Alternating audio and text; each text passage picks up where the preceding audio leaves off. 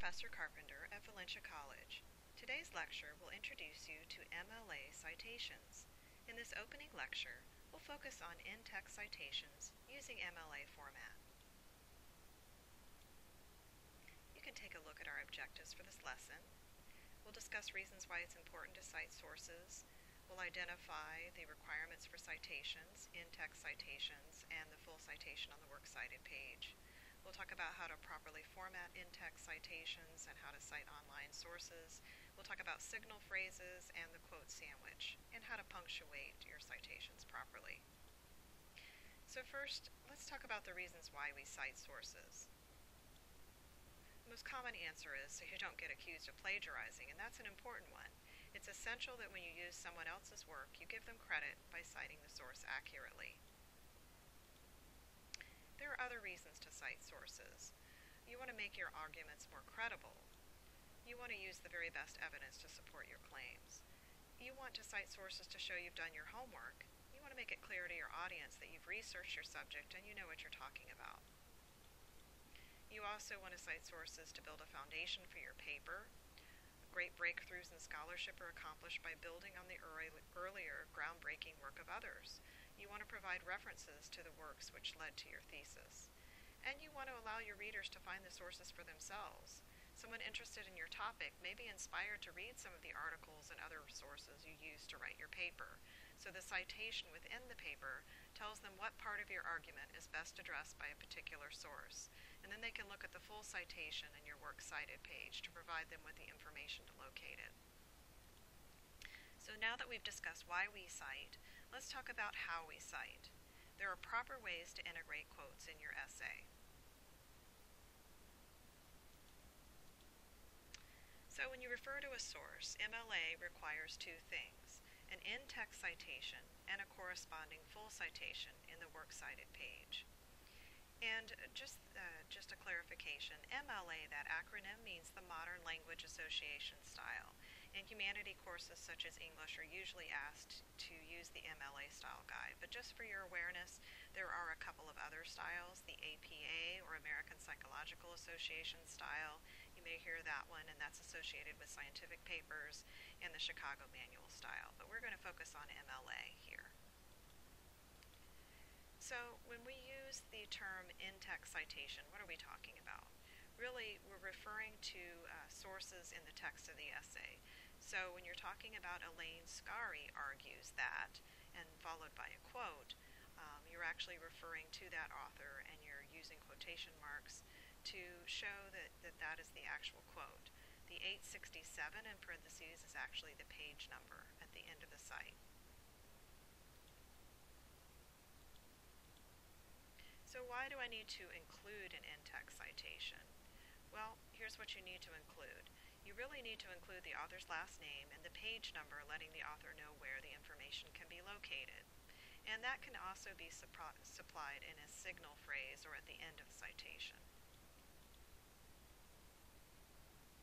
And there's two options when you have an author in a printed text with a page number. You can mention the author's name at the beginning, such as Basil Maglaris, and then the page number. Or you can cite it such as this. According to Bill Andrews' article in Newsweek, Basil Maglaris, a spokesman for Crafts, said, and then use the quotation and the page number. So notice in the first one you have the author and the page number, and in the second you mention the author in the text of your citation and you just put the page number at the end. So we use the word signal phrase. What do you mean by that? That typically means including the author's name or the source's name. Whenever you use phrases such as according to Joe Molinas or according to James Taylor, that is a signal phrase. It identifies the source and the type of information you're using. And if you do that, remember to include a parenthetical reference, usually a page number for print sources after the direct quotation, such as this. Sereno and Coronado argue that, followed by the quotation and then the page number in parentheses with a period. So what if I use a signal phrase? Here's an example if you're citing a statistic from a short work from a website. Here you can just use the reference. This is a work from the United States Department of Justice, so you can say, according to a report by the United States Justice Department's Drug Enforcement Administration, and then go ahead and give the information at the end. Then your reader can find the full citation in the works cited page. So what if you don't know the author of a publication? What do you do? In that case, you can use an abbreviated form of the title followed by the page number. So in this case, no wild species have become extinct as a result of regulated sport hunting. The name of the article is Mountain Lion, that's in quotation, followed by the page number, and notice that the period is outside the parentheses. And keep in mind that you don't have to remember all these rules. There are lots of references you can refer to. This is an overview of what the rules are, and there are lots of resources that I'll provide where you can actually look back for examples such as this when you're actually trying to document your sources properly. So what if you're doing an in-type citation from the internet and it doesn't have an author? In that case, you can see here the full citation, How to Make Vegetarian Chili, that doesn't have an author, but it is, that's the name of the article and it's published in eHow. If you were going to refer to that in an in-text citation, you would simply put the name of the article, How to Make Vegetarian Chili, after the quotation. And notice once again, the name of the article is in quotation marks, then there's parentheses, and then the period is outside the parentheses. So in-text citations when citing an online source, here are the basic rules. Once again, these will appear in references that you can refer to when you're actually citing your paper, but that's just an overview.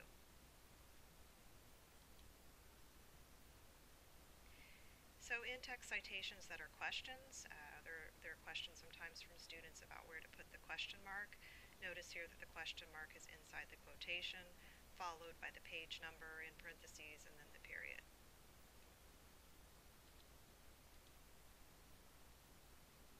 And now, something to keep in mind when integrating citations or quotation is that quotes are only effective when they are effectively introduced and explained in your paper. So using the quote sandwich will help make sure that the quote supports your point and is integrated into your writing. So let's talk about how to do that. First, what is the quote sandwich? It's a lead-in sentence, such as for instance or according to. It provides context. Then that's followed by the quotation itself. And then, and this is really important, after you make the quotation, you use a sentence afterwards, a sentence or two, to analyze or connect that quotation, making a connection to the significance for the reader, and making the reader move from the quote to your own point. So to start, to introduce your quotation, you can use some signal phrases such as according to, or X states, and X would be the author, or in his or her book, blank, and then name the author, maintains that, and then you just follow it with the quote. Then you put the actual quotation mark as the second component, and then this is a very important part, the analysis. This is crucial and often forgotten. Make sure to explain why the quote is important to support your point or argument. And how do I integrate quotes properly?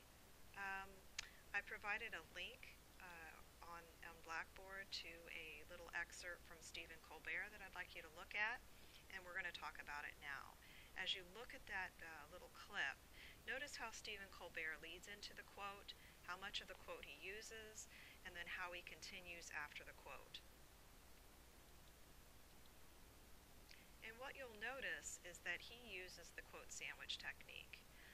This is actually word for word from what the clip shows. He'll say, according to the team at Nabisco, wheat thins are, and that's his lead-in, quote, the perfect snacking sidekick whenever, wherever, and for whatever. That's the quote. So he leads in with according to, then he has the quotes, and then he just comments himself. Geez, yes, hummus, sure. A discarded strip of truck tire, it can handle it. So that's the explanation, and actually it's a joke. So he uses the statement introducing the quote, then the quote, and then he comments on it. And he continues using the sandwich here by saying, now I would love to pour this whole box of Wheat Thins into my mouth right now, but the memo clearly states that, and then he uses the quote, we can't show overconsumption, and then he uses the quotes, he integrates them here with his own analysis and explanation.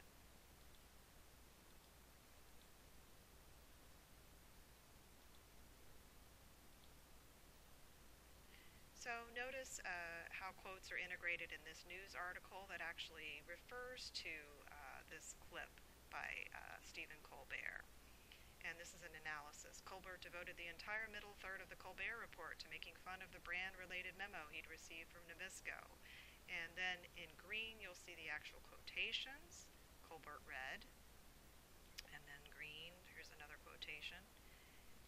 And then we have a signal phrase. Basil Maglaris, a spokesman for Kraft, said the company wanted to portray Wheat Thins as, and then here's a quotation in green. So notice how quotes are integrated. Here are some other quote sandwich examples, lead-ins. For instance, Dr. Willie Weather, a weather specialist at Stanford, was quoted as saying, and then you could follow that with a quote, Sandy has claimed more lives than any of us expected and seems to be continuing to do so. Then there's a page number within parentheses and a period. And then there's analysis.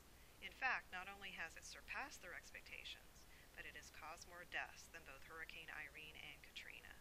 So you see the quote sandwich, a lead-in, the quote, and then an analysis and connection. So all citations should always be done in MLA format. The citation should be in parentheses, and it should include the author if writing about more than one work and the page number. The period goes after the closing parentheses. So speaking of closing, I'd like to close this lecture on in-text citations. And once again, take a look at all the references.